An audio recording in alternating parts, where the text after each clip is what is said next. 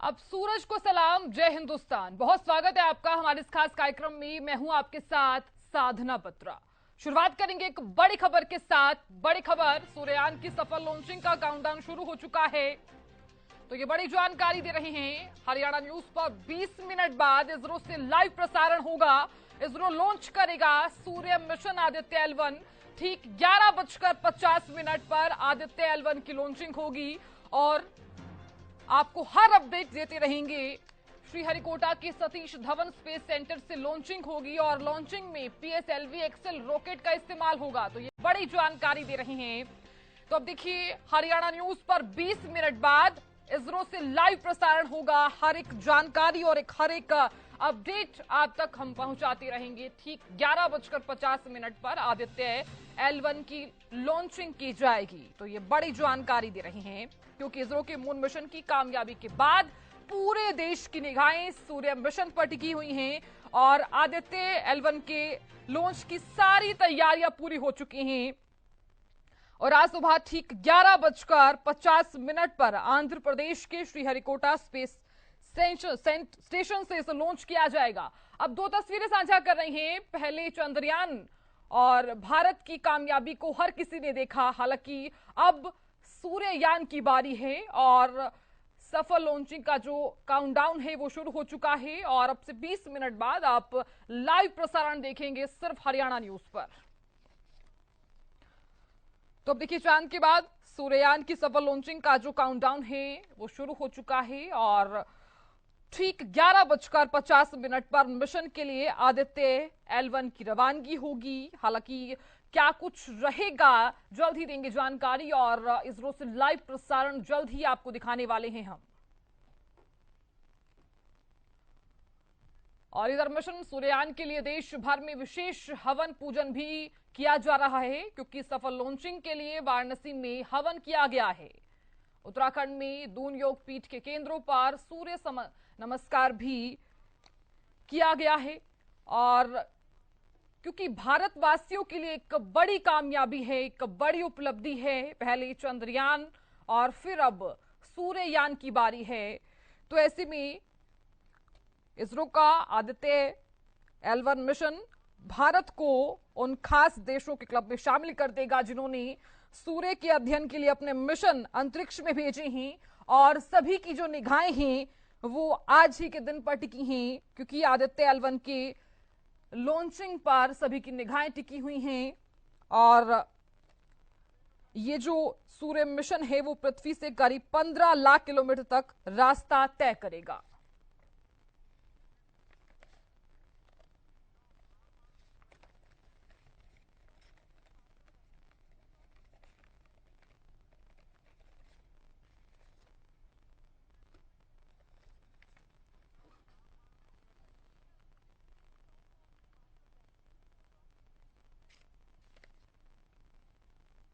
और इस खबर पर ज्यादा बातचीत करने के लिए हमारे साथ खास मेहमान जुड़ गए हैं। हमारे साथ विनय ठाकुर जुड़े हैं जो अंतरिक्ष मामलों के सलाहकार हैं। बहुत स्वागत विनय जी आपका।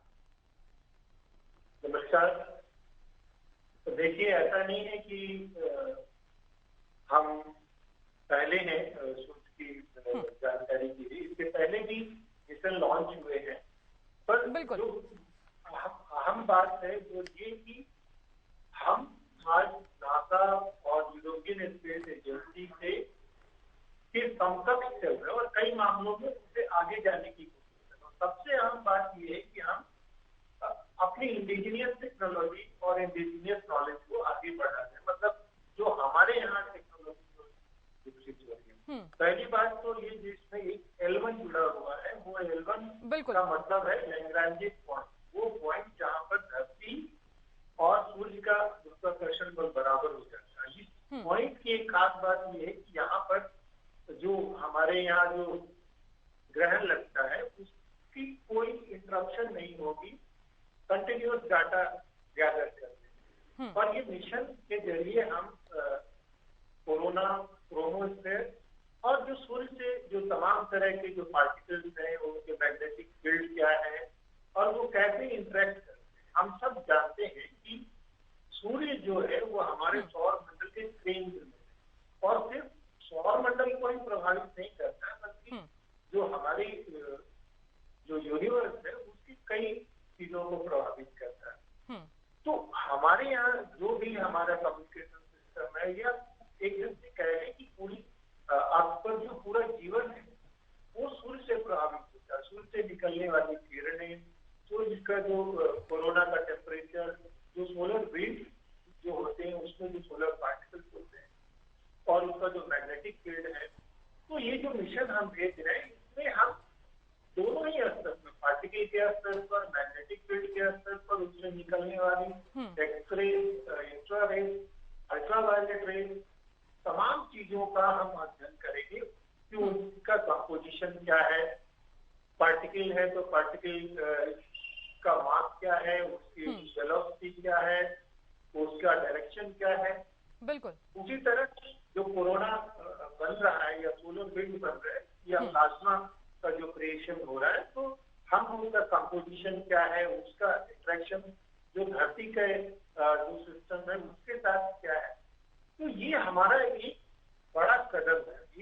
जैसे हमारा चंद्रयान, तो चंद्रयान में के बाद हमें तमाम नई जानकारी। और एक बात ये मैं कहना चाहूंगा कि आज जो इंडियन साइंटिस्ट है वो सिर्फ हमारे इसरो में ही नहीं बल्कि अन्य संस्थाओं में भी बहुत बेहतर काम कर रहे हैं। मुझे याद है जब मार्स मिशन पर मार्स पे पानी की बात की थी, वहां से जो वैज्ञानिक दल आया था उसमें आईआईटी खड़गपुर के जियोलॉजिस्ट थे, जिनके बातचीत से मुझे पहले पता चला कि मंगल पर पानी रहा होगा।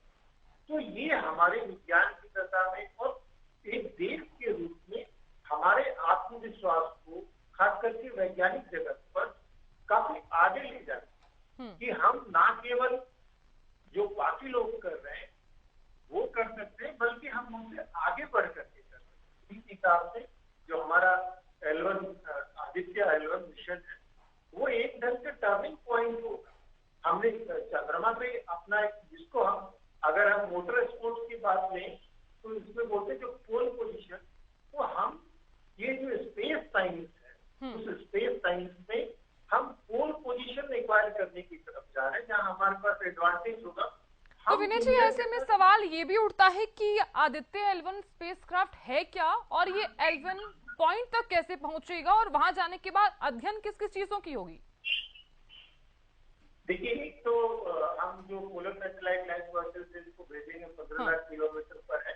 L1 पॉइंट मैंने पहले ही बताया कि वो ऐसा पॉइंट है जहाँ से धरती और सूर्य के बीच का गुरुत्वाकर्षण बराबर होगा और वहाँ एक ऑर्बिटर वहां पर चारों तरफ चक्कर लगाएगा। और ये L1 पे 7 पेलोड्स भेजे थे जिसमें से जो 4 जो है वो सूर्य के क्रोमोस्फीयर और कोरोना का अध्ययन करेंगे और जो 3 पेलोड्स है वो जो लैग्रांजियन पॉइंट है वहां पर कैसा एटमॉस्फेयर है, वहां पे किस तरह के पार्टिकल्स हैं, प्लाज्मा में चार्ज क्या है, उसका क्या कंपोजिशन है, टेम्परेचर क्या है, वो कैसे प्रसरता है, इसका अध्ययन करेंगे और वो फिर डाटा डिले करेंगे। बिल्कुल विनय जी, अब ऐसे में सवाल ये भी उठता है कि भारत का ये पहला सोलर मिशन है तो क्या लैंडर और रोवर भी होंगे इसमें? नहीं, इसमें लैंडर तो बात नहीं। लैंडर देखिए आप सबको पता है कि सूर्य जो है वो बहुत वहाँ टेम्परेचर बहुत ज्यादा है, क्रोमोस्फेयर में ही 11,000 टेम्परेचर और अंदर कोर में तो वो मिलियंस में। तो अभी हम वहां पर लैंडर नहीं भेजे और रोवर की कोई बात नहीं है क्योंकि कोई पृथ्वी की कोई चीज धातु या अधातु उतना टेम्परेचर सह पाएगी अभी हमने वो खोजा नहीं। ये दूसरे देशों के साथ भी ऐसा ही है। तो लैंडर और रोवर की बात तो बिल्कुल ये है।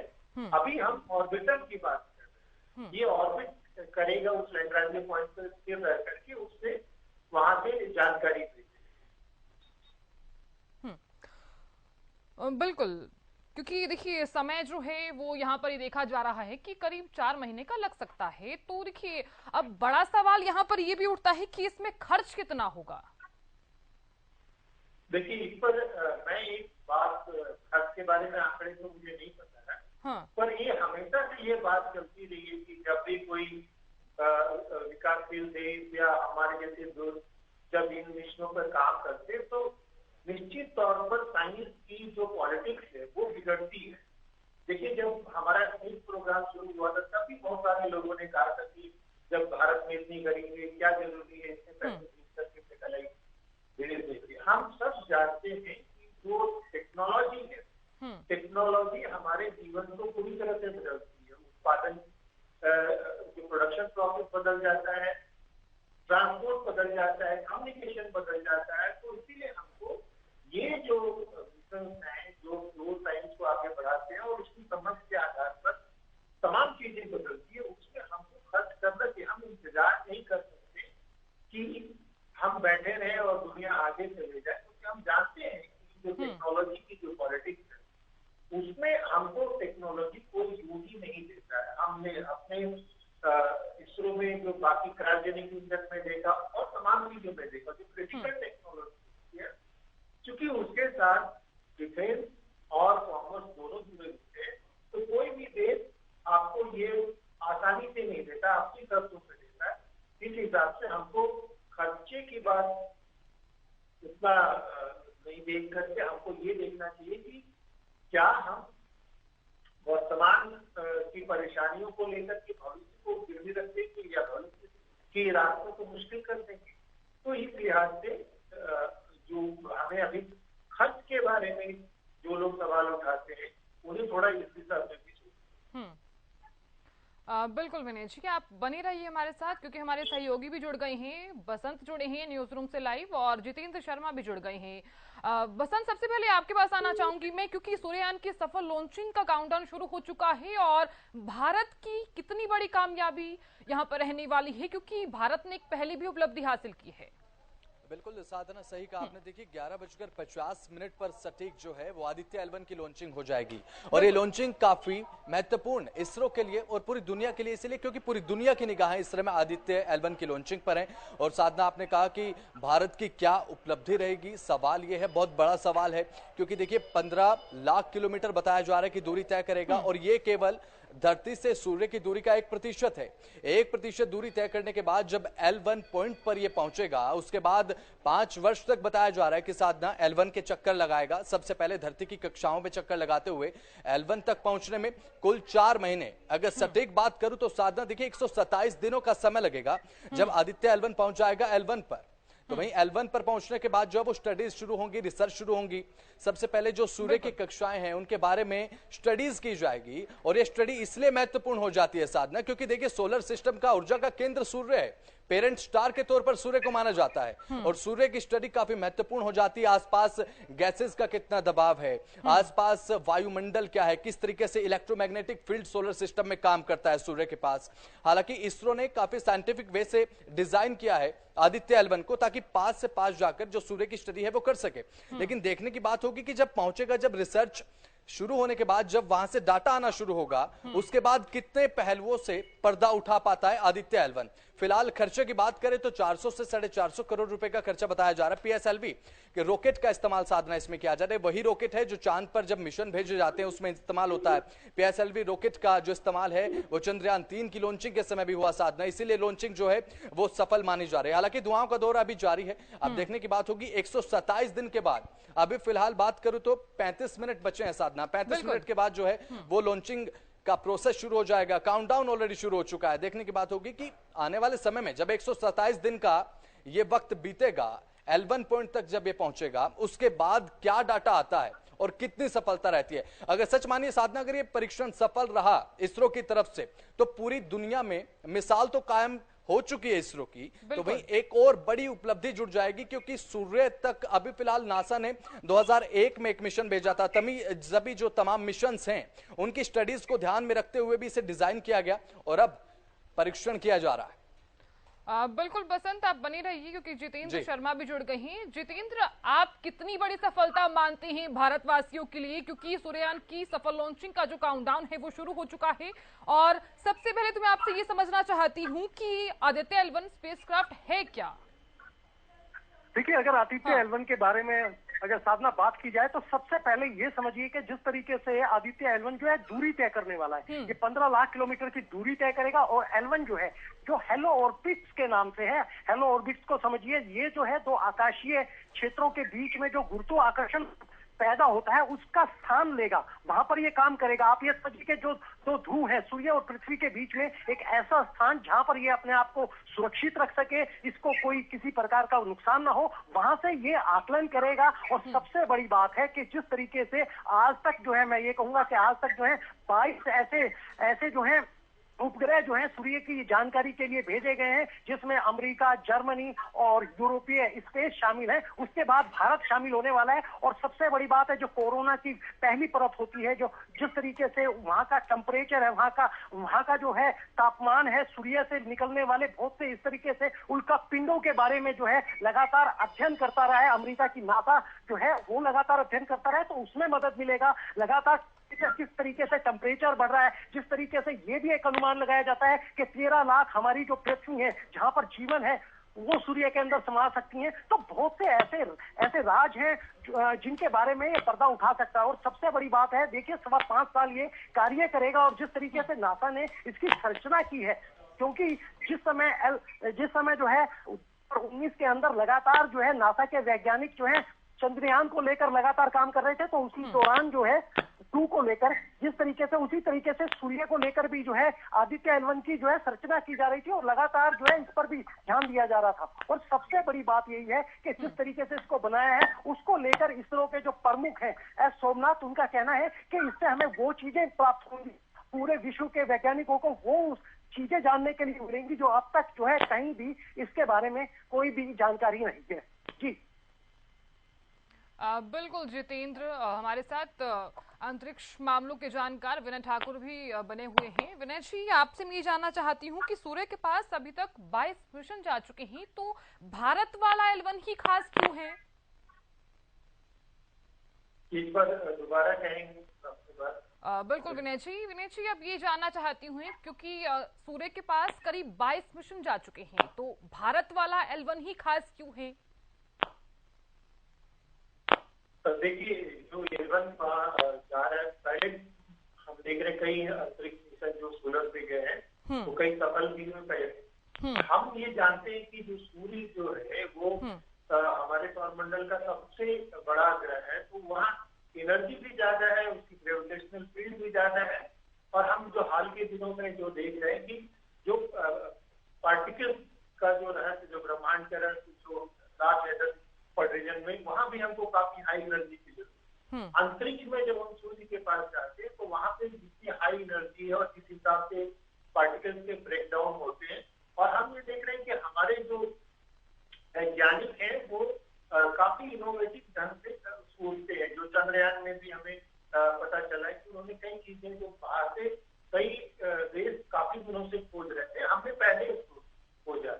यहाँ भी जब वहाँ पहुंचेगा L1, तो हमको जब वो डाटा भेजने लगेगा तो उससे जो चीजें एनालाइज होगी, कई चीजें जो है वो शुरू में नहीं बताई जाती है। और हम जानते हैं कि डाटा का एनालिसिस इम्पोर्टेंट है। डाटा अपने आप में तो महत्वपूर्ण है ही, पर उसके पीछे जो वैज्ञानिक जो दिमाग लगाते हैं उससे क्या निकालना है, ये बहुत महत्वपूर्ण है। तो इसरो ने बार बार अपनी योग्यता को साबित किया है कि वो बिल्कुल नए तरीके से सोच करके और उन जगहों पर जाने की सोचते हैं जहाँ पे पहले से लोग नहीं गए। माने जो साइंस की जो लिमिट है उसको पुश करने की कोशिश कर रहे हैं।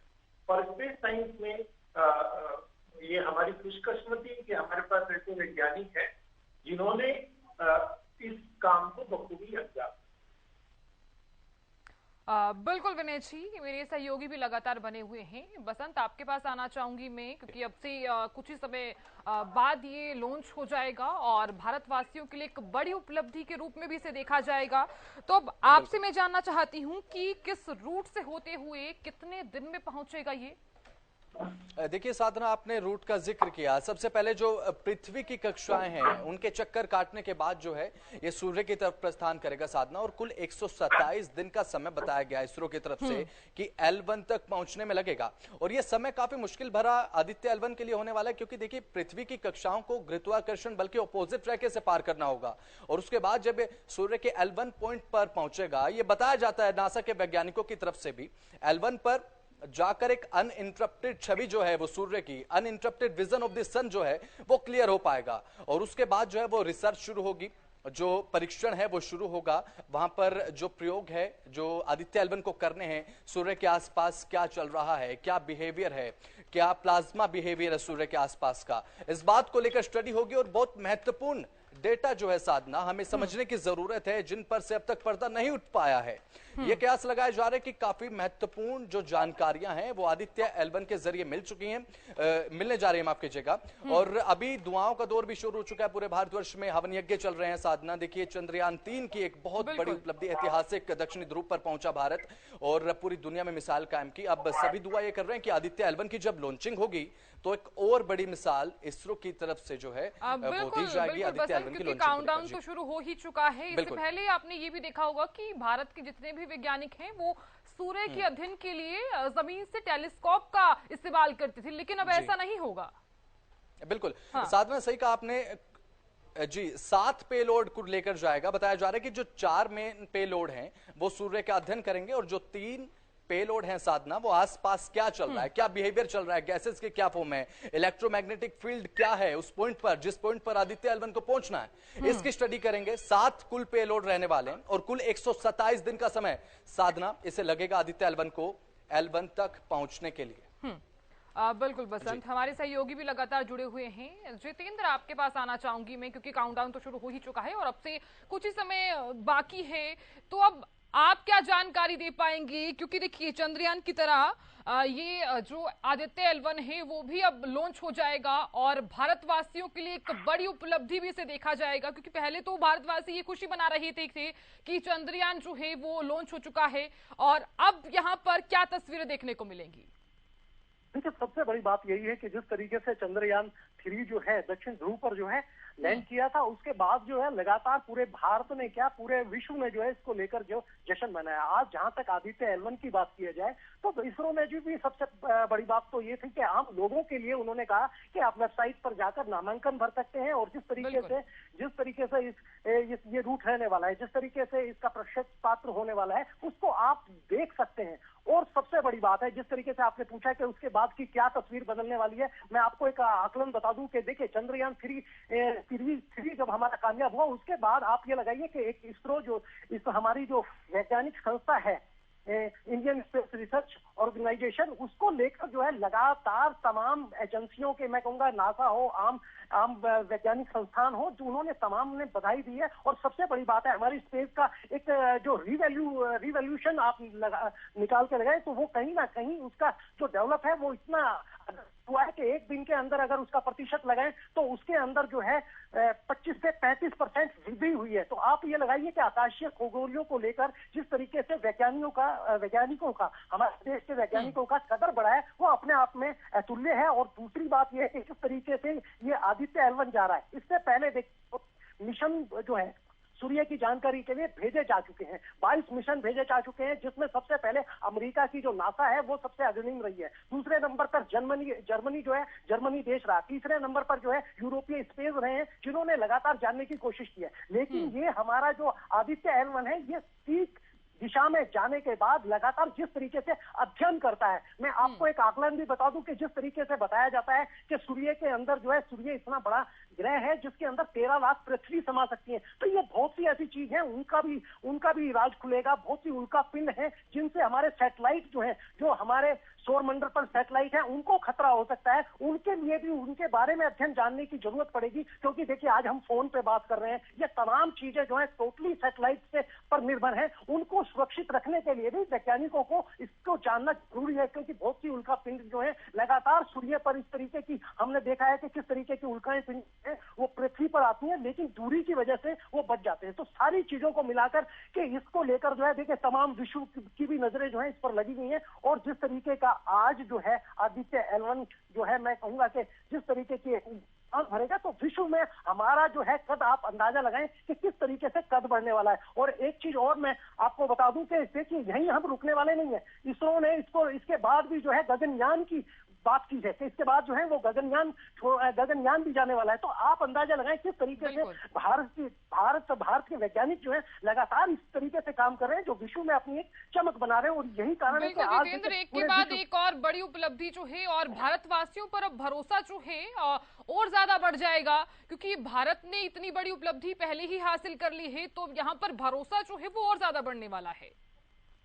बिल्कुल बिल्कुल साधना, ये इसमें कोई दो राय नहीं है कि जिस तरीके से हम जो है अंतरिक्ष को लेकर जो है लगातार, अब चंद्रमा की बात हो रही थी, तो अभी देखिए बच्चों के अंदर कितनी जागृति है कि वो लगातार जो है, प्रधानमंत्री ने रक्षाबंधन पर जाते हैं तो उनका यही प्रश्न था, जैसे ही वो राखी बंधवाते हैं तो उन्होंने जिक्र किया कि 2 सितंबर को क्या होने वाला है। तो बच्चे ने, और ये जो तस्वीरें आप देख पा रहे हैं, ये जो चांद पर जय जयकार और तैयारियां किस प्रकार से की जा रही हैं, तो सूर्ययान की लॉन्चिंग और वक्त जो है वो बिल्कुल कम रह गया है, और एक उपलब्धि भारतवासियों के लिए। To be moved to the vehicle assembly building.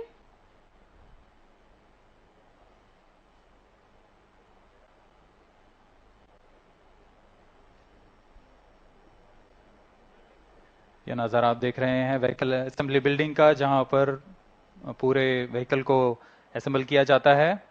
These are the visuals from the clean room of the spacecraft preparation facility. This is the Aditya L1 spacecraft being prepared and ensconced into a protective container where the environment is controlled and the temperature is controlled, the cleanliness is controlled. At the vehicle assembly building, again there is a clean room provision to safely integrate it to the rocket, and then the heat shield halves are closed. Now the vehicle is fully ready to be moved to the launch pad, which is about 900 meters away. This is PSLV C-57 standing majestically. अभी आपने देखा PSLV C-57 का integration video. यह पूरी तरह तैयार और कुछ अंतिम गतिविधियां जारी हैं, अंतिम जांच जारी हैं प्रमोशन से पहले की। We are bringing this telecast to you live from the Mission Control Center at Satish Dhawan Space Center, Shar, Sriharikota. The launch will take place today, the 2nd of September 2023 at 11:50 hours in time from the second launch pad. All stations switch over to channel 2 at T-. The PSLV C-57 in its XL version will carry Aditya L1 spacecraft having a mass of 1. विनय जी लगातार जुड़े हुए हैं। विनय जी, ये जो तस्वीरें हम देख पा रहे हैं इसमें साफ नजर आ रहा है और तैयारियां भी शुरू हो चुकी हैं। विनय जी, आप हमें सुन पा रहे हैं? हाँ, मैं सुन पा रहा हूँ। बिल्कुल, क्योंकि पहले भारत के जितने भी वैज्ञानिक थे वो सूर्य के अध्ययन के लिए जमीन से टेलीस्कोप का इस्तेमाल करते थे, लेकिन अब ऐसा नहीं करना पड़ेगा, क्योंकि भारतवासियों के लिए एक बड़ी उपलब्धि जो है वो अब सामने ही है। हाँ, वो देखिए एक देश के तौर पर लगातार हमारा आत्मविश्वास बढ़ रहा है। हम ये जो आत्मविश्वास है ये हर स्तर पर दिख रहा है, चाहे वो खेल के जगत में हो, राजनीतिक जियो स्ट्रेटेजी में हो, चाहे वो विज्ञान में। तो चंद्रयान को लेकर भी हमने देखा कि बहुत तरह की आशंकाएं थी इस स्पर्धा की कि क्या लूनर 25 हमसे पहले पहुंच जाएगा। फिर भी हमारे वैज्ञानिकों को अपनी सामर्थ्य पे भरोसा था, अपने टेक्नोलॉजी पे भरोसा था और हमने वो करके दिखा। उसी तरह हम कोई हड़बड़ी में किसी दूसरे की कॉपी करके आगे नहीं बढ़ना चाहते, हम अपने दम पर आगे बढ़ रहे हैं। और हम देखिए यहाँ पे भी जो हमारे वैज्ञानिकों की सोच है, जो उन्होंने पेलोड डाला है, उसमें फ्यूचरिस्टिक सोच है। तो वो जो है वो pre axial digital magneto field का वो इमेजिंग करने जा रहे हैं।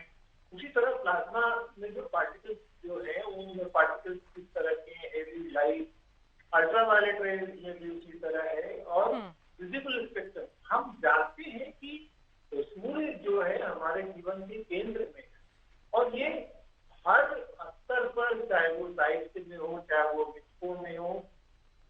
यहाँ एक और बात जो बार बार आती है, वो कई लोग जो है इस बात से भी परेशान होते हैं कि एक साथ हम वैज्ञानिक सोच में भी जा रहे हैं और एक साथ, तो हर आदमी अपनी सामर्थ्य के हिसाब से चल रहा है।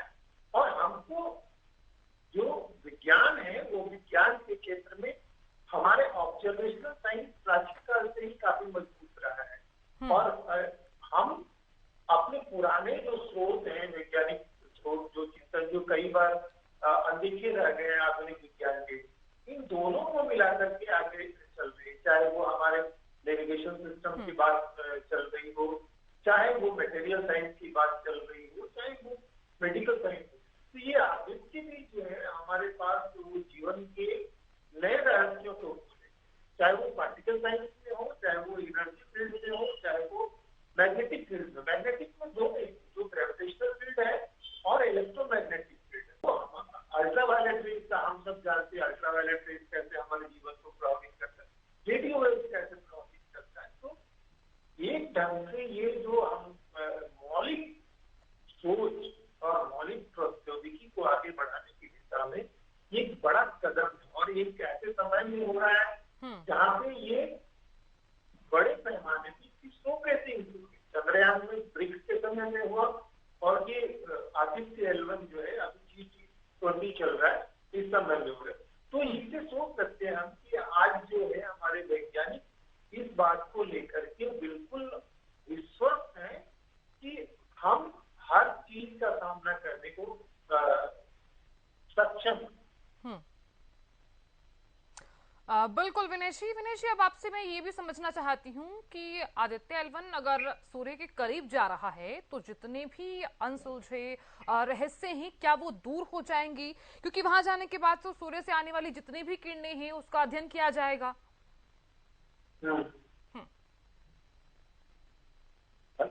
एक बार आप अपनी बात दोबारा रिपीट करेंगे? सूर्य के नजदीक जा रहा है तो क्योंकि जितने भी अनसुलझे रहस्य हैं क्या वो दूर हो पाएंगे? देखिए, जो विज्ञान की बात होती है उसमें हम पहले कुछ प्रिडिक्ट नहीं कर सकते कि ऐसा पूरा रहस्य खुल जाएगा। आपने वो जो गोल्ड पार्टिकल, गॉड्स पार्टिकल के मामले में भी देखा, क्योंकि प्रकृति जो है हर कदम पे नए रहस्य हमारे सामने लगा। हाँ, ये निश्चित तौर पर है कि हम जो पार्टिकल्स है, जो प्लाज्मा में जो पार्टिकल्स है, हाई एनर्जी पार्टिकल्स है, उनका मास क्या है, उनकी वेलोसिटी क्या है, उनका रोटेशन क्या है, उसमें एनर्जी किस तरह से निकलती है, उन चीजों को निश्चित तौर पे हमारी समझ बेहतर होगी। सारे रहस्य खुल जाएंगे ऐसा कोई भी दावा नहीं कर सकता। पर हमारी, जैसे चांद पर ऑक्सीजन मिला तो ऑक्सीजन वो हमें अभी एलिमेंट फॉर्म में नहीं मिला। तो जब वैज्ञानिक अभियानों की बात होती है तो उसमें हमें तुरंत हड़बड़ी में कोई नतीजा नहीं निकलना चाहिए। हाँ, ये निश्चित तौर पर है कि हमारी समझ जो है सूर्य को लेकर के, सोलर विंड को लेकर के, वो किस तरह बनता है, उसका कंपोजिशन क्या होता है, वहाँ टेम्परेचर क्या होता है, और वो किस तरह से पूरे समय में वहाँ किस तरह प्रभावित करता है इलेक्ट्रोमैग्नेटिक वेव को, अन्य ग्रहों के एनर्जी साइकिल को कैसे प्रभावित करता है। इसको लेकर हमारी बेहतर समझ बनेगी तो आगे की जो यात्राएं होंगी, जैसे आपने कहा गगनयान का हम लोगों ने सोचा, तो आगे की जो यात्रा होगी, जो मानव जो यान में जाएंगे उनका जीवन कैसे प्रभावित होगा, क्या हम वहाँ पे बाकी चीजों को कैसे ले जा पाएंगे। देखिए, जब अंतरिक्ष में एक नई तरह की परिस्थिति होगी तो हम नए तरह से सोचते उसका कैसा फायदा होगा। आप स्पेस में क्रिस्टल फॉर्मेशन होगा तो क्या परफेक्ट क्रिस्टल बनेगा, वहाँ जो इरेडिफिकेशन से बीजों को बेहतर ढंग से डिसइंफेक्ट किया जाए, तमाम चीजें वो स्पेस साइंस से स्पिन ऑफ होकर के नई टेक्नोलॉजी जो है अप्लाइड फॉर्म में जीवन में आता है। यहाँ भी हमें कई तरह की चीजें टीचिंग मिलेगी, वो मटेरियल, चाहे वो मटेरियल साइंस के बारे में हो, चाहे वो कम्युनिकेशन के तरीके के बारे में हो, चाहे वो एनर्जी के बारे में नए तौर पर बात हो, तो निश्चित तौर पर हम एक ऐसे जगह जा रहे हैं जहाँ ऊर्जा और जीवन, इन दोनों के बीच क्या संबंध है और वो समीकरण कैसे बदलते हैं, इसको समझने में हमें बेहतर मदद मिलेगी।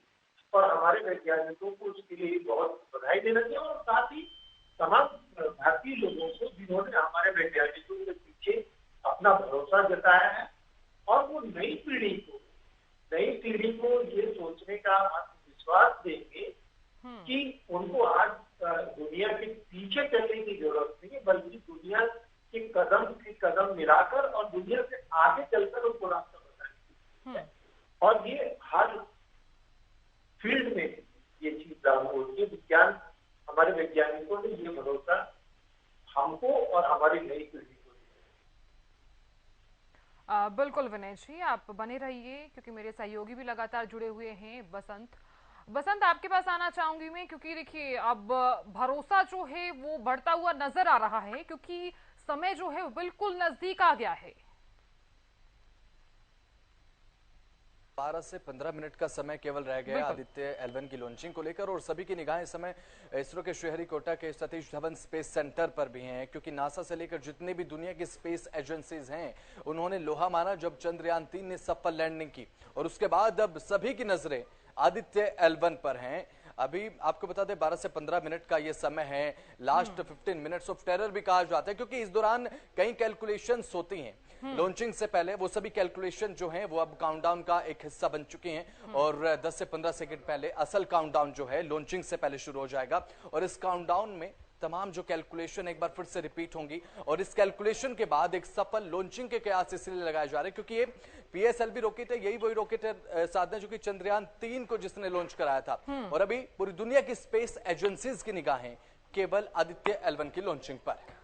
बिल्कुल बसंत, हालांकि हमने ये तस्वीरें भी दर्शकों तक साझा की हैं, और ये तैयारी की तस्वीरें भी तमाम दर्शक देख पा रहे हैं। तो बसंत, कई देश ऐसे ही जो सूर्य के करीब जा चुके हैं, तो वैसे में भारत खुद को कहां पर देखता है?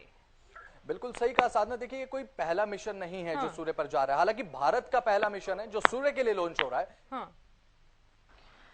This mission is the 91st launch mission of ISRO and 59th of Workhorse PSLV. As mentioned earlier, PSLV's XL version with 6 strap-on motors alongside the core LS-139 motor is being used for the present mission. This is the 25th time PSLV XL is getting ready for launch. So far in the year 2023, ISRO has launched SSLV's maiden successful mission, 2 commercial missions of PSLV, 1 mission of GSLV carrying the first among the second generation of navigation satellites, 1 commercial mission of LVM-3 and another mission of LVM-3 again carrying the prestigious Chandrayaan-3 spacecraft. PS4 control system actuation in progress.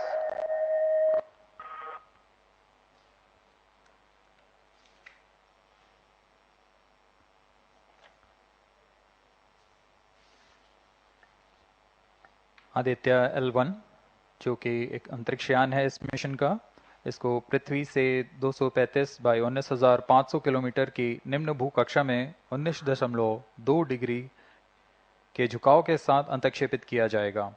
इस कक्षा में निर्धारित argument of पेरिजी 346.6 degree को प्राप्त करने के लिए PSLV के चतुर्थ चरण को 2 बार प्रज्वलित कर इसे प्राप्त किया जाएगा। आर्ग्यूमेंट ऑफ पेरिजी असेंडिंग मोड और पेरिजी के बीच के कोण है जिसे कक्षीय तल के साथ मापा जाता है। आदित्य L1 के इस दीर्घाकार कक्षा में अंतक्षेपण के पश्चात उचित समय पर और उचित अभिवृत्ति में अंतरिक्षयान में लगे लिक्विड एपोजी मोटर्स को फायर कर कक्षांतरण किया जाएगा, और इस तरह 5वीं बार में LAM मोटर को फायर कर यान को पृथ्वी की प्रभावी क्षेत्र से बाहर निकलने में समुचित गति प्राप्त की जाएगी। फिर वह पृथ्वी की कक्षा से छोड़कर सूर्य की कक्षा में प्रवेश करेगा, और ऐसा करते हुए यह करीब 125 दिनों का समय लगेगा। 125 दिनों बाद यह L1 पॉइंट के पास पहुंचकर और उसकी परिक्रमा करना शुरू कर देगा। और यही वो L1 पॉइंट है जहां पर से यह अपने वैज्ञानिक उद्देश्यों का भी प्रतिपादन करेगा। अब हम उड़ान से 11 मिनट की दूरी पर control system activation in progress. Let me in the meantime tell the viewers about the flight events that the launch of PSLV C-57 Aditya L1 will take. This mission is among the longest flights of PSLV. It is going to last for 63 minutes and 19 seconds. The liftoff coincides with the ignition of core S-139 solid rocket motor and the ignition of the 4 ground-lit strap-ons. While the rocket is at 2.7 kilometers altitude, the 2 air-lit strap-ons also commence their operation. The action time of strap-on motors is 70 seconds and the ground-lit and air-lit strap-ons are separated from the ongoing launch vehicle at 70 and 92 seconds into the flight, respectively. The core S-139 motor continues to thrust till 110 seconds. Since the second stage of PSLV operates on pressure-fed liquid engine, the optimal performance of the engine is ensured if the effect thrust cutoff or separation of the lower stage is countered by additional means of thrust generation. Therefore, the alleged motors provided for this purpose ignite 3 seconds before the first stage separation and continue to thrust for 11 seconds. The second stage, PS2, commences its operation 200 milliseconds after the separation of first stage. By this time, the rocket would have attained 55 kilometers altitude. The closed-loop guidance is initiated, which compares the present state of rocket to the intended injection point to compute an optimal trajectory. This happens while the rocket is at 59.7 kilometers altitude. At 204 seconds into the flight, the payload fairing is separated as the launch vehicle attains 113 kilometers altitude and the dense atmosphere is no longer present around. These events are taking place in the operational regime of the second stage, which lasts for 153 seconds. PS2 was separated 262.4 seconds into the flight at an altitude of 130 kilometers, while the relative velocity is 4.9 kilometers per second. The third stage, PS3, ignites about a second later and burns for 118 seconds, during which time it adds 12 kilometers to the altitude and enhances relative velocity tremendously from 4.9 kilometers per second to 7.3 kilometers per second. There is a coast phase of 200 seconds that follow PS3 burnout, during which there is no thrust being developed, but the rocket continues to be steered. At 581 seconds into the flight, the PS3 separates and the last in the fourth stage of the rocket, together with the Aditya L1 spacecraft, coasts for a long time thereafter. Till 1396 seconds into flight, the tracking stations at Shar, Port Blair, Brunei and back will be acquiring the real-time performance data of the flight. But thereafter there is no visibility period of around 1600 seconds or 27 minutes. The fourth stage burns twice. First time for a duration of 30 seconds and second time for a duration of 472 seconds. The first burn takes place in no visibility zone and the second burn is tracked by a shipborne terminal placed in Pacific Ocean. About 200 seconds after the completion of second burn of PS4, the injection conditions for the separation of Aditya L1 are expected to be achieved. An altitude of 648.7 kilometers and a relative velocity of 8.9 kilometers per second, which translates into an orbit of 235 by 19,500 kilometers. The injection event of Aditya L1 will be confirmed by tracking station at Kourou.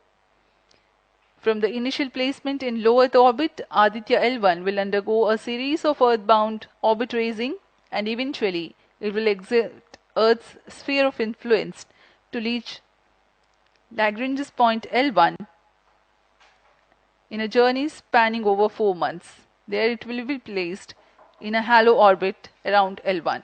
This is how India's first observatory-class space-based solar mission will take shape. Vehicle is in internal battery power. अब हम उड़ान से 6 minute की दूरी पर हैं। ALS जारी है। सभी जांच सुचारू रूप से जारी हैं। इस दौरान यहाँ उपस्थित आप देखिए, यहाँ External power supplies are withdrawn. Viewers gallery पे, लॉन्च व्यू गैलरी पे उपस्थित जन आक्रोश, इनका रोमांच देखते ही बनता है। इतनी मौसम यहाँ लगभग 37 डिग्री का टेम्परेचर है, वायु गति 0.8 मीटर पर सेकेंड। इन सब के बावजूद यहाँ उपस्थित हुए हैं इस रोमांच को देखने के लिए।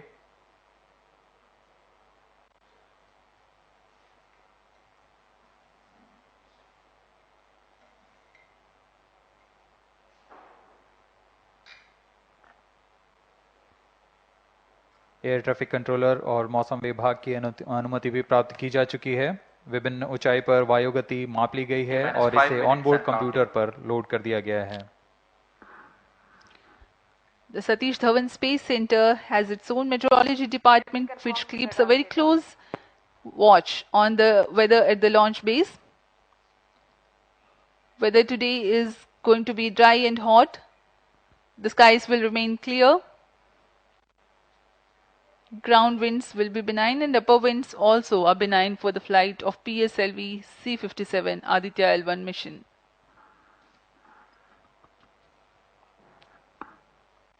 We are 4 minutes 23 seconds to the launch.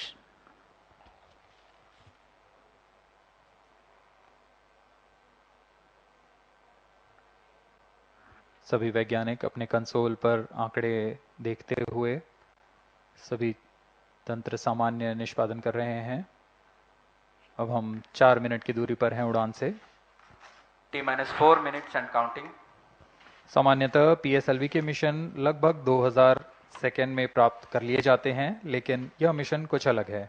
इस मिशन में PSLV के चतुर्थ चरण यानी PS4 को 2 बार में प्रज्वलित कर यह उद्दिष्ट कक्षा प्राप्त की जाएगी। इसका मतलब PS4 को प्रथम कोस्टिंग फेज के बाद प्रज्वलित किया जाएगा, फिर 30 सेकेंड प्रज्वलित रहकर यह बंद हो जाएगा। फिर करीब 1600 सेकेंड की कोस्टिंग फेज जारी रहेगी। तत्पश्चात फिर से PS4 को प्रज्वलित कर 472 सेकेंड तक प्रणोद उत्पन्न किया जाएगा और फिर शांत हो जाएगा। आदित्य L1 के कक्षा की स्थिति प्राप्त होते ही उसे निर्दिष्ट कक्षा में अंतक्षेपित किया जाएगा। इस तरह पूरे मिशन में लगभग 3800 सेकेंड का समय लगेगा।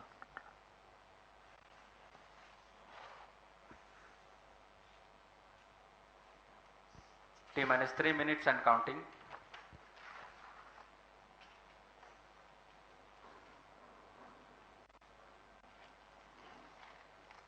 यह PSLV C-57 का प्रमोशन यान ट्रैकिंग के संदर्भ में भी काफी जटिल है। इसे ट्रैक करने के लिए शॉर, पोर्ट ब्लेयर, ब्रूने और बैग स्थित ग्राउंड स्टेशन हमें वास्तविक समय पे यान की जानकारी उपलब्ध कराते रहेंगे। लेकिन चतुर्थ चरण के प्रज्वलन के समय यान हमारे ग्राउंड स्टेशन की दृष्टि से दूर जा चुका होगा, इसलिए शिपबॉर्न ट्रैकिंग या शिपबॉर्न टर्मिनल को दक्षिणी पैसिफिक महासागर में स्थित किया गया है। वह हमें PS4 बर्न 1 और बर्न 2 की जानकारी उपलब्ध कराएगा। इसके बाद PS4 शट ऑफ और आदित्य L1 के अंतक्षेपण की पुष्टि कुरु फ्रेंच गयाना स्थित ग्राउंड स्टेशन से की जाएगी।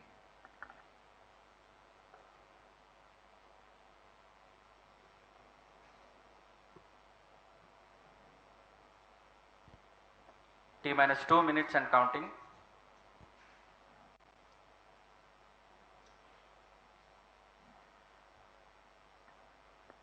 अब हम उड़ान से 1 मिनट 50 सेकेंड की दूरी पर। यह PSLV की 59वीं उड़ान होगी और इस PSLV एक्सेल संस्करण में यह 25वीं उड़ान है।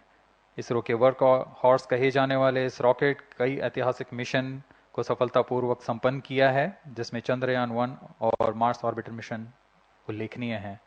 यह प्रमोशन वर्ष 2023 का 7वां मिशन होगा। इस साल की शुरुआत में SSLV के सफल प्रमोशन से शुरुआत कर LVM-3 के 2 प्रमोशन, GSLV Mark II का 1 और PSLV के 2 सफल प्रमोशन हो चुके हैं। यह PSLV का वर्तमान वर्ष में तीसरा मिशन है।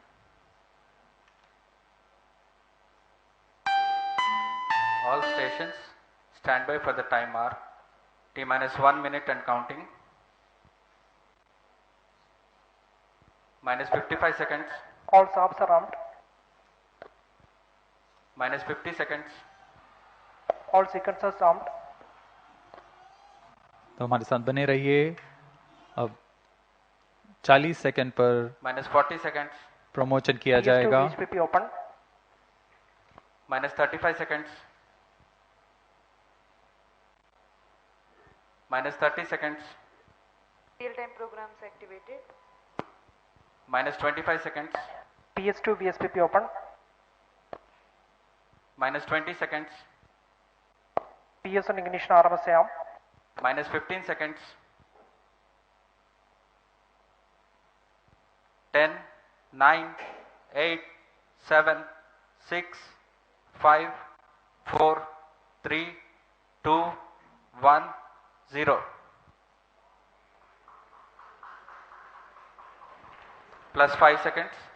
Lift off normal. P1 tracking. PT tracking. Plus 10 Magnificent seconds. liftoff of PSLV C-57 with Aditya L1 on board. Plus 15 seconds. PSLV-C 57 का सफल उत्थापन और इसके साथ Plus 20 seconds. प्रथम भारतीय सौर अंतरिक्ष यान निकल चुका है सूर्य के Plus तेज से 25 विज्ञान को प्रकाश करने।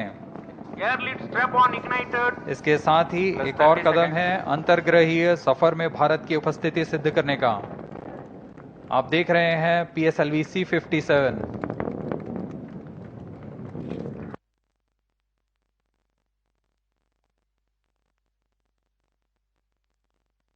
प्रथम चरण पूरी तरह सामान्य। The rocket flying forth, following nominal trajectory and developing nominal thrust. The bright fumes against a clear midday sky. One is in main auto. A rocket launch is more than just a sight to behold. First The stage roaring performance sound and the normal. vibrations that we can feel Shut here. up. Adding to this, the thrill are just amazing. Ground-lit and air-lit strap-ons operating together with the first stage S-139. Ground lead strap on separated. जैसा कि निर्धारित है ground lead strap on को First separate कर stage दिया गया है performance normal. और प्रथम चरण का निष्पादन सामान्य है। इस घटनाक्रम में अगला एयर लेड स्ट्रैप ऑन को यान से पृथक कर दिया जाएगा। Air lead strap on separated. जी हाँ, इसकी भी पुष्टि हो गई है। स्ट्रैप ऑन को सफलतापूर्वक पृथक कर दिया गया है। We are 100 seconds past the launch time. The ground-lit and air-lit strap-ons have been separated. S-139 motor still thrusting. S-139 First stage 110 separated. Second के प्रज्वलन Second काल के stage पश्चात engine उसे started. भी Closed पृथक loop कर दिया गया guidance है। initiated. Plus 2 minutes. द्वितीय चरण जो कि तरल नोदक पर आधारित चरण है, इसका प्रज्वलन शुरू हो चुका है और वर्तमान में प्रणोद Second उत्पन्न stage कर रहा है। performance normal. The launch vehicle is at an altitude of 73 kilometers. First stage has been separated. Second stage has begun its operation and the closed loop guidance has been initiated. According to the announcement by Range Operations Director, PS2 is developing nominal thrust. PS2 41 ton के तरल नोदक पर आधारित चरण है। इसमें विकास engine द्वारा 800 kilo Newton का प्रणोद उत्पन्न होता है और इसका प्रज्वलन काल लगभग 150 सेकंड का होगा। Shar and Port Blair tracking stations presently acquiring signals. Flight path closely matching the prediction. Plus 3 minutes. वर्तमान में यान क्लोज लूप गाइडेंस के अंतर्गत है। Second stage performance normal. यान की ऊंचाई 106 किलोमीटर तथा सापेक्ष गति 3 किलोमीटर प्रति सेकंड।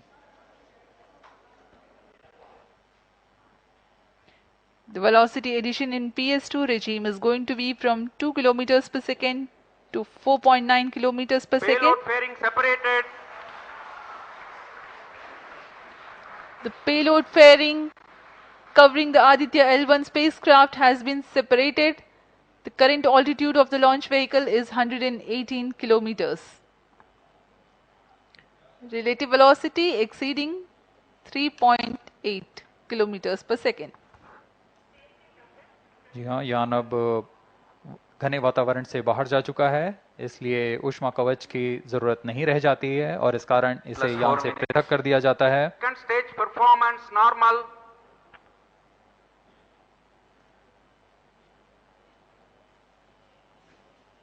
द्वितीय चरण वर्तमान में प्रणोद उत्पन्न करता हुआ और यान पूरी तरह सामान्य प्रदर्शन करता हुआ अपने अनुमानित पथ की ओर बढ़ रहा है।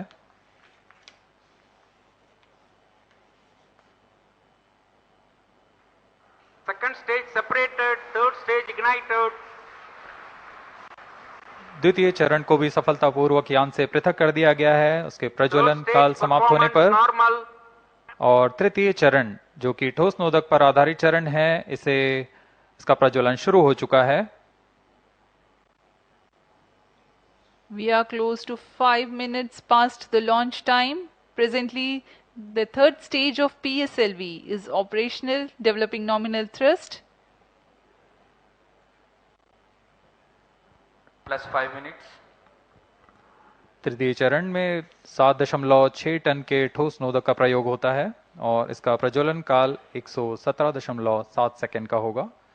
इस दौरान यह 240 किलोन्यूटन का प्रणोद उत्पन्न करेगा।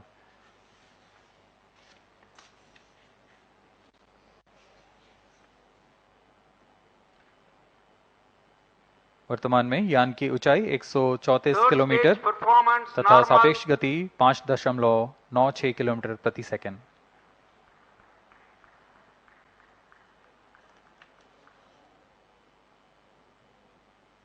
जैसा कि हम जानते हैं, PSLV सबसे विश्वसनीय रॉकेट रहा है इसरो का, वैसा ही प्रदर्शन करता हुआ एक और मिशन PSLV C57 का।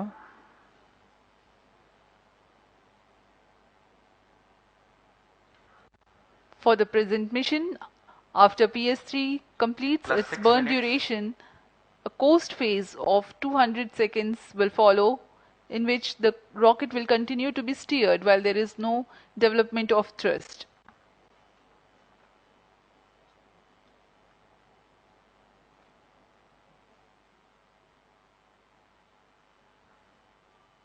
जी हाँ, अभी कुछ ही क्षणों में Third PS3 stage का action completed. प्रज्वलन काल समाप्त हो चुका है और कोस्टिंग फेज इसके बाद जारी रहेगा। Vehicle in combined hosting for approximately 200 seconds.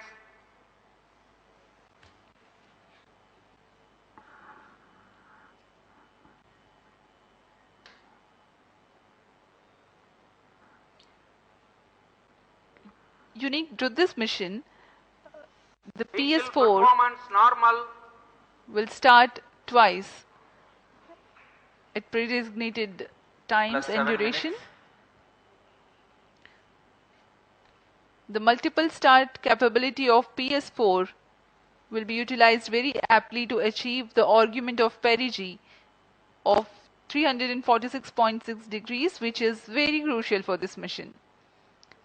The commencement and duration of PS4 burns enable achieving this orbital parameter. Argument of perigee is the angle that is made by the perigee point from the ascending node at equatorial plane. AOP exceeding 300 degrees is helpful in mission planning to achieve halo orbit around L1 with minimal propellant expenditure.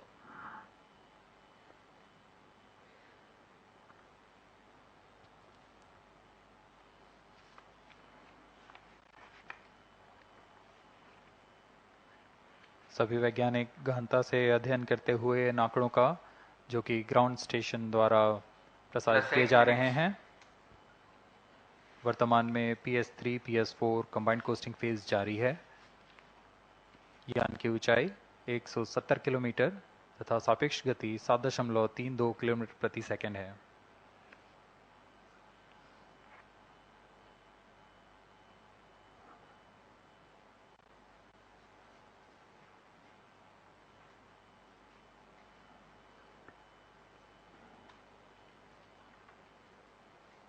Vehicle performance normal.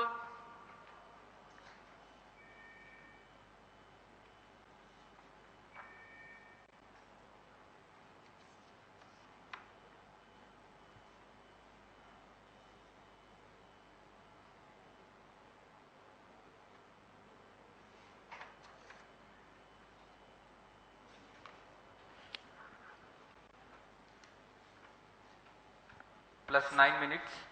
Speaking a few words about the Aditya L1, describing the sun, Indian Vedas have said, Yesha Bhagavan Manirakash Mandalasya Chakravarti Khechara Chakrasya Deepako Brahmanda Bhandasya Asayeva Charkarti Bharvati Charhati Jagat. This mighty jewel, the light of eastern sky, who generates, operates and destroys the universe, while the energy of sun, after having filtered by the atmosphere, is available for the sustenance of earth, the explosive phenomena in sun and the solar flares are a cause for concern to the spacecraft and human space missions. The vantage point for such observations is a place in between the sun and earth. Third stage separated. Now we have a successful separation event of the third stage of Separated PSLV. hosting. It is approximately 900 seconds. Plus 10 minutes.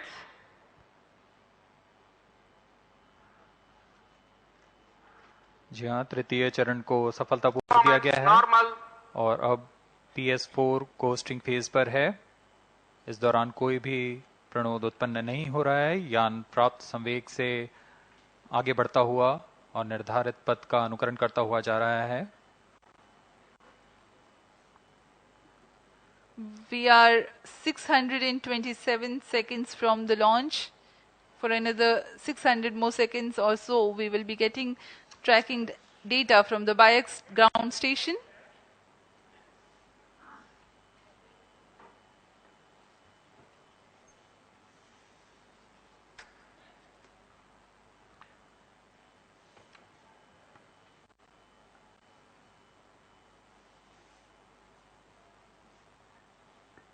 यह costing phase लगभग 900 second का होगा। इस दौरान हम आपको कुछ जानकारी देते हैं।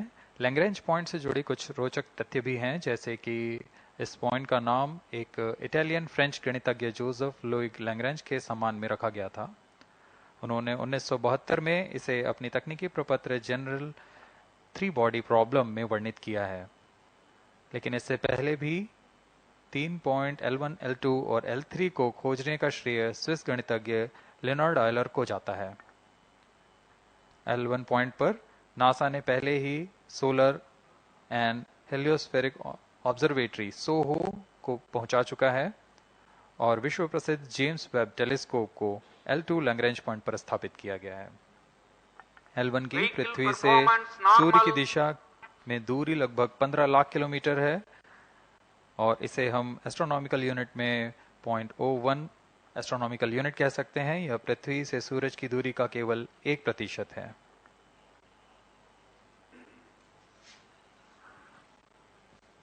The vantage point for observing sun is a place in between the sun and earth where direct visibility exists to the sun while continuous communication link exists with the earth.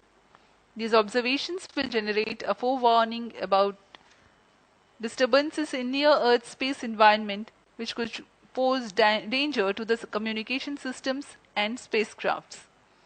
Various thermal and magnetic phenomena on the sun are of extreme nature, which cannot be replicated in labs. The best way is to observe the sun up close.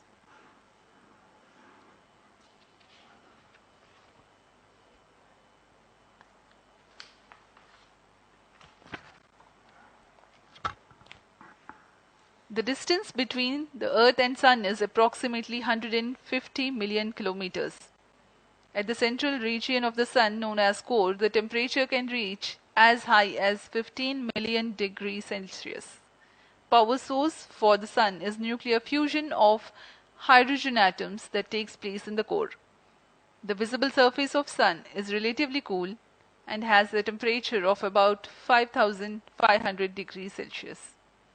The Aditya L1 spacecraft is planned to be placed in a halo orbit around the Lagrangian point 1, L1 of the Sun-Earth system, which is about 1.5 million kilometers from Earth, roughly 1% of the distance to Sun.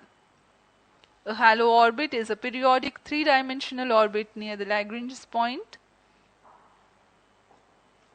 in the three-body problem of orbital mechanism. The object in this orbit stays in place by the gravity of Earth and Sun. It requires little energy for station keeping. Several probes have been placed in space to observe the Sun by various space agencies. Lagrange's point L1 is a great location for solar explorers such as Aditya L1, as it allows for an unobstructed view of the Sun that is never eclipsed by Earth. At L1, Aditya L1 will join spacecraft such as ESA-NASA's Solar Heliospheric Observatory or SOHO, which has been at L1 since 1996.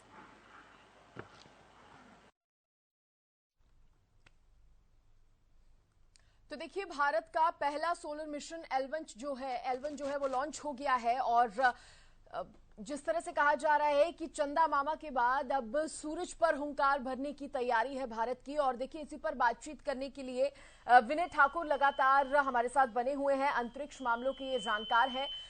विनय जी, देखिए, मैं आपसे जानना चाहूंगी क्योंकि कहा जा रहा है कि अगर ये मिशन भी सक्सेसफुल रहता है तो भारत के नाम एक और बड़ी उपलब्धि हो जाएगी। अभी जिस तरह की तस्वीरें आ रही हैं, हम इसरो को लगातार सुन भी रहे हैं, क्या लग रहा है, मिशन कितना सक्सेसफुल होता हुआ नजर आ रहा है?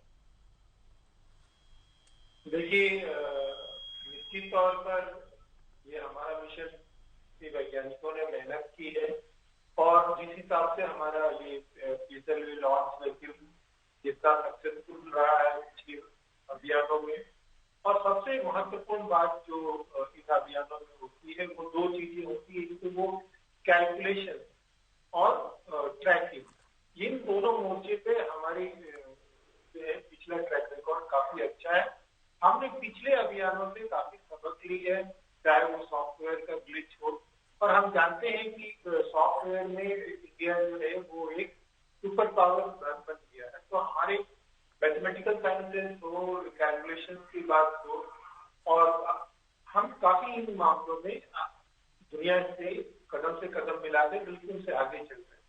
और बाकी जो सिस्टम्स की बात है, जहाँ तक फ्यूल की बात हो, अन्य मटेरियल्स की बात हो, उसमें हमने काफी मेहनत की है। तो इस हिसाब से अब तक जो तस्वीरें आ रही हैं वो हम काफी सफल रहेंगे। और हमने पिछले अभियानों में भी देखा है कि हमने जो वैज्ञानिक सिद्धांत है उनके इस्तेमाल करके अपना ईंधन बचाया है और अभियानों को काफी ऊपर लेवल पे ले गए हैं। जैसे कि हम सब जानते हैं कि हमने सीधे चंद्रयान को चांद की सतह पर भेजने की कोशिश नहीं की, बल्कि हमने वो केप्लर्स लॉ का इस्तेमाल करके लगातार उसकी कक्षाओं को बड़ा किया और फिर अर्थ और मून दोनों के ग्रेविटेशनल फोर्सेस का उपयोग किया। यहाँ भी हम देख रहे हैं कि हम कोई कदम हड़बड़ी में नहीं उठा रहे हैं, सबको मूव करके उठा रहे हैं, और हम जो मूल चीजें हैं उनको ध्यान में रख करके हमने अपने पेलोड्स को तैयार किया है और इंस्ट्रूमेंट्स को तैयार किया है, और हम निश्चित तौर पर इसमें सफल होंगे और आगे की तरफ हम करें। मैं सर आपसे ये भी जानना चाहूंगी कि देखिए, इससे पहले भी 22 मिशन जो है, करीबन 22 मिशन जो है इस तरह के किए जा चुके हैं, तो L1 जो है वो अपने आप में और खास क्यों हो जाता है? क्योंकि आपने जिस तरह से कहा कि हम डायरेक्ट नहीं कर रहे हैं, हम एक एक स्टेप करके आगे बढ़ रहे हैं, तो और क्यों खास हो जाता है ये L1 मिशन जो है? देखिए, एक कहावत है कि जो जीनियस होते हैं वो कोई अलग चीज नहीं करते, वो अलग ढंग से करते जी। जो हमारा लूनर मिशन में भी हमने जो कदम बढ़ाए, जिस ढंग से हमने यात्रा की, वो अलग नहीं थी, बल्कि हमने नई चीजें प्रयोग में लाई। हम उस जगह पे उतरे जहाँ पर बाकी लोग नहीं उतरे थे। हमने वो जो मूल चीजों जो कंपोजिशन है, जो मून सरफेस का, उसके बारे में ध्यान दिया और उन चीजों को कैसे इस्तेमाल किया जा सकता है उस पर हमने ध्यान दिया। इसी तरह हम L1 में भी हम देख रहे हैं कि बाकी देश भी अपनी यात्रा कर रहे हैं, और विज्ञान जो है, विज्ञान प्रतिस्पर्धा के साथ साथ वो एक कोलैबोरेशन भी है, क्योंकि हम चंद्रयान के मिशन में भी देख रहे हैं कि हमको जहाँ पे हमारा ब्लाइंड स्पॉट आ रहा था, वहाँ पे जो यूरोपियन स्पेस एजेंसी हमें ट्रैकिंग के लिए डाटा उपलब्ध करा रही थी। तो ऐसे ही यहाँ पर भी जो है हम बाकी जो मिशन है उस मिशन से हमने सबक लिया है और ये L1 एक पॉइंट है और वो पॉइंट लैग्रांजे पॉइंट जो है वहां पर ये खास बात होती है कि वहां पे अनइंटरप्टेड डाटा फ्लो होगा, उसमें हमको जो इक्लिप्स से कोई इंटरप्शन नहीं आएगा। तो हम पार्टिकल के लेवल पे, एनर्जी के लेवल पे, चाहे वो एक्सरे हो, चाहे वो प्लाज्मा का हो, काफी हमें नई जानकारियां मिलेंगी। और सर और जिस एक पॉइंट का बार बार जिक्र हो रहा है, सुनने में ये भी आया था कि इस पॉइंट पर ग्रहण का प्रभाव नहीं पड़ता है और इसकी वजह से कहीं ना कहीं सूरज की स्टडी करना जो है वो और आसान हो जाता है। हाँ, वही मैंने कहा ना कि जो जब ग्रहण का प्रभाव होता है मतलब क्या कि वहां पे उस पॉइंट पे जो रोशनी है, चाहे वो विजिबल रेंज की हो चाहे एक्स्ट्रा रेंज की, वो किसी दूसरे सेलेस्टियल ऑब्जेक्ट से ऑब्स्ट्रक्ट नहीं होगा। मतलब क्या हुआ कि जो हमारा जो डाटा सप्लाई होगा उसका रेंज बिल्कुल मतलब परफेक्ट होगा, उसमें ग्लिच नहीं होगी, मतलब वो खामियां नहीं होगी जिसकी वजह से हमारा कैलकुलेशन और कंक्लूजन दोनों। तो इसी वजह से हमारे वैज्ञानिकों ने L1 का सोच समझ करके इस्तेमाल किया है।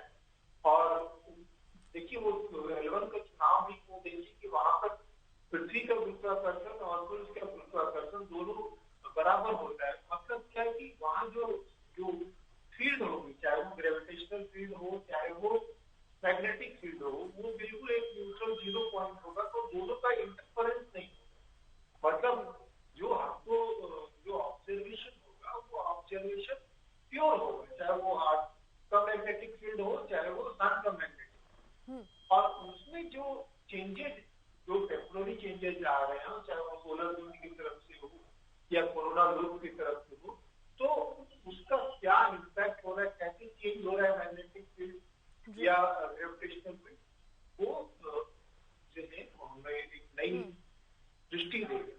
मतलब डाटा हमारा जो है वो बेहतर क्वालिटी का।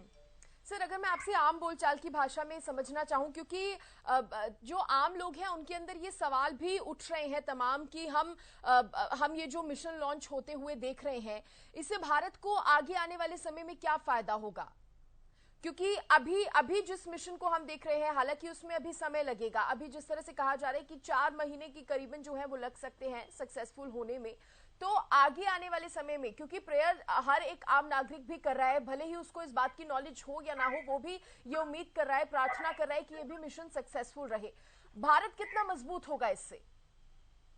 देखिए, जैसे हमने वो लूनर मिशन में भी जो साउथ पोल पर उतारा है, बाकी दोस्त वहां पे भी जो हमारा जो नेविगेशनल सिस्टम है उसकी सफलता सामने है। और स्पेस मिशन में हम देखते हैं आप इसरो का एक जो विंग ही है जो इसके जो अप्लाइड साइड है, जो उससे जो स्पिन ऑफ टेक्नोलॉजी, कई तरह की टेक्नोलॉजी आप जाएंगे तो इसरो से पता चलेगा आपको। जैसे एक मामूली ये कि जयपुर में स्पिन ऑफ टेक्नोलॉजी का इस्तेमाल करके इसको काफी हल्का बना दिया गया। उसी तरह कई तरह के तेल है, कई चीजें।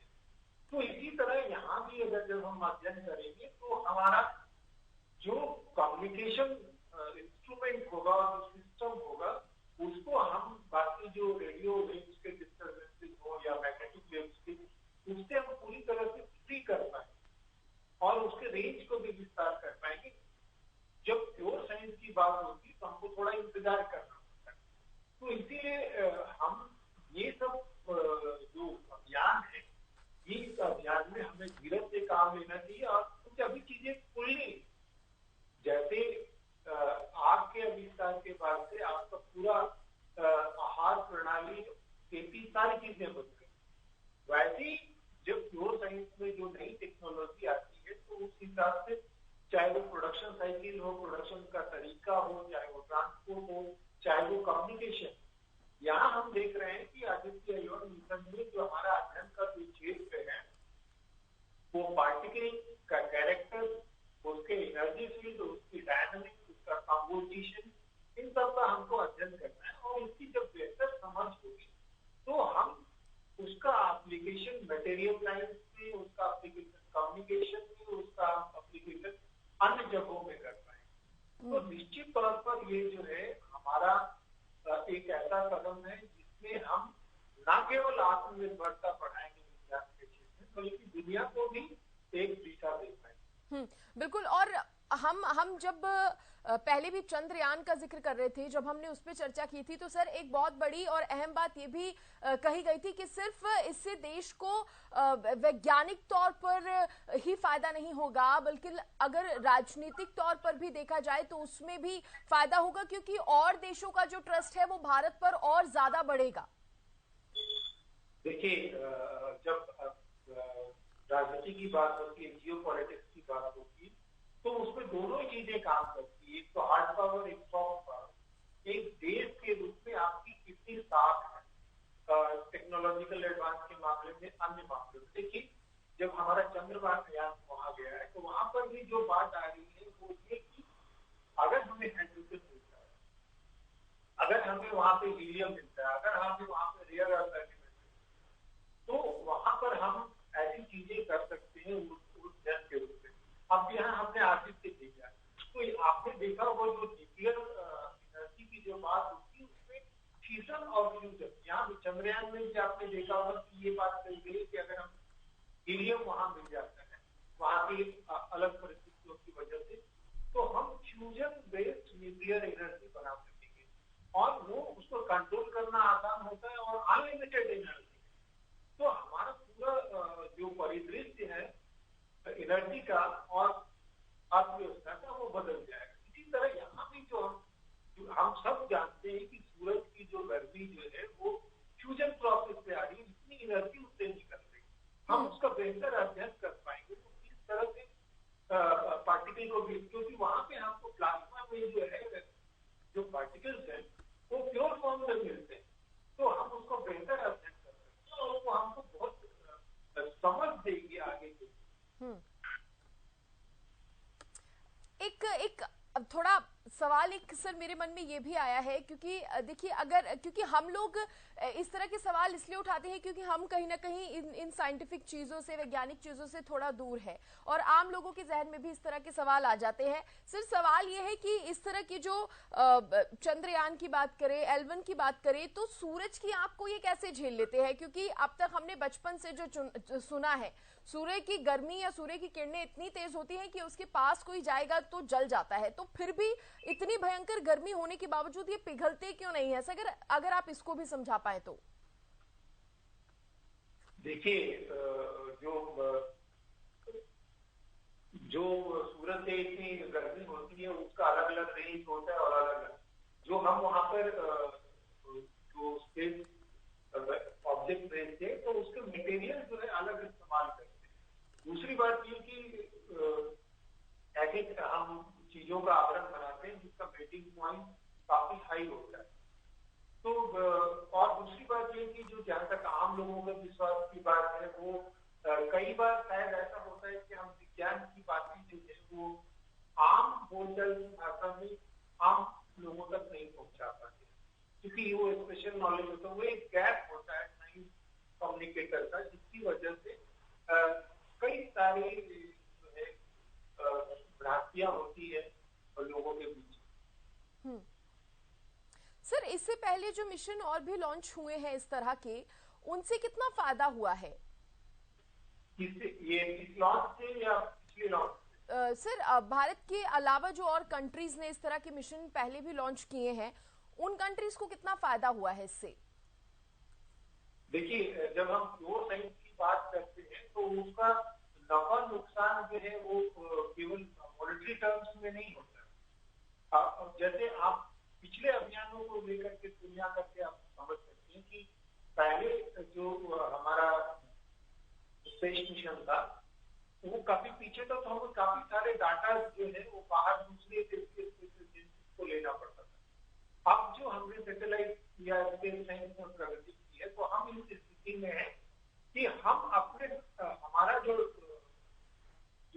स्पेस इमेजरी है दूसरे देशों की तुलना में जो है वो बेहतर क्वालिटी का हम उनको सप्लाई करते हैं। उसकी वजह से हम बेहतर रिमॉडलिंग कर पाते हैं, बेहतर प्रोडिक्शन बेहतर कर पाते हैं, तो हम बेहतर ढंग से योजना बना पाते हैं। दूसरे देशों में भी है और हमारे देशों में। देखिए कि हमारे देश की एजेंसी की सफलता के बाद से हम देख रहे हैं कि कई सारे तो उसी तरह जब हम जियो साइंस में भी जब हम आगे बढ़ेंगे, हमारे पास जानकारी होगी, तो आज जैसे हम विदेशों की यूनिवर्सिटी में, विदेशों के एजेंसी में पढ़ने और जानकारी लेने के लिए जाते हैं, कल को जो प्राचीन काल में स्थिति थी, दुनिया हमारे पास सीखने के लिए आती है, वो रिवर्स स्थिति वापस आ सकती है कि हम लोगों को स्पेस के बारे में, सूरज के बारे में, चंद्रमा के बारे में, उसके अर्थ के बारे में, उसके कंपोजिशन के बारे में बेहतर जानकारी। तो ये जो इकोनॉमिक पैटर्न है और जो मूवमेंट्स हैं नॉलेज के और मटेरियल के, वो बिल्कुल बदल सकता है। देखिए, अमेरिका आगे था तो हम अमेरिका के पास जा रहे थे टेक्नोलॉजी के मामले में, नॉलेज के मामले में, मटेरियल प्रोडक्ट्स के मामले में। कल अगर हम आगे आएंगे तो ये सीधा लौट करके आएंगे। हम देख रहे हैं कि हम नासा को डाटा सप्लाई कर रहे हैं, हम नासा को सपोर्ट दे रहे हैं, तो ये जो है आगे चल करके काफी बदलने वाला है। बिल्कुल सर, सही कहा आपने कि हमारा देश खुद इतना स्ट्रांग हो चुका है कि वो नासा को भी जो चीजें सप्लाई कर रही है, जानकारियां दे रहा है, तो हम क्यों खुद आगे नहीं बढ़ सकते। और यही कदम जो है लगातार हमारी तरफ से उठाए भी जा रहे हैं। बहुत शुक्रिया विनय ठाकुर जी हमारे साथ जुड़ने के लिए और ये तमाम जानकारी देने के लिए, बहुत शुक्रिया आपका। तो देखिए, आदित्य L1 स्पेसक्राफ्ट जो है वो लॉन्च हो चुका है और देखिए ये बेहद खास इसलिए हो जाता है क्योंकि चंद्रमा के बाद अब सूरज को सलाम कर रहा है भारत। पहले चांद पर जयकार हुई थी, तो अब सूरज पर हुंकार भरने के लिए भारत जो है वो तैयार हो चुका है, जिसकी तस्वीरें भी हमने आपको लगातार दिखाई हैं। और अब उम्मीद यही की जा रही है, जिस तरह से चंद्रयान मिशन जो था वो सक्सेसफुल रहा, ये मिशन भी सक्सेसफुल रहे और कहीं ना कहीं इस मिशन के सक्सेसफुल होने से भारत को बड़ी उपलब्धता हासिल होगी। इसके साथ ही भारत एक नया रिकॉर्ड जो है वो दर्ज करा देगा।